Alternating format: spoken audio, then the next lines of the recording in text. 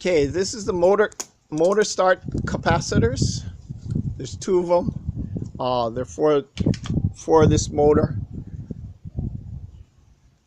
They don't usually go bad, but every once in a while, if you find a grinder motor that won't kick in and start grinding, and it's not a problem with the burrs getting clogged, the burrs are running freely, then if the motor won't even start, for example, if we remove this part and the motor is just by itself, and you find that it doesn't have enough power to turn the center shaft, then there's a good chance that these capacitors, you just remove these two nuts. You can change them one at a time, or you can change both of them.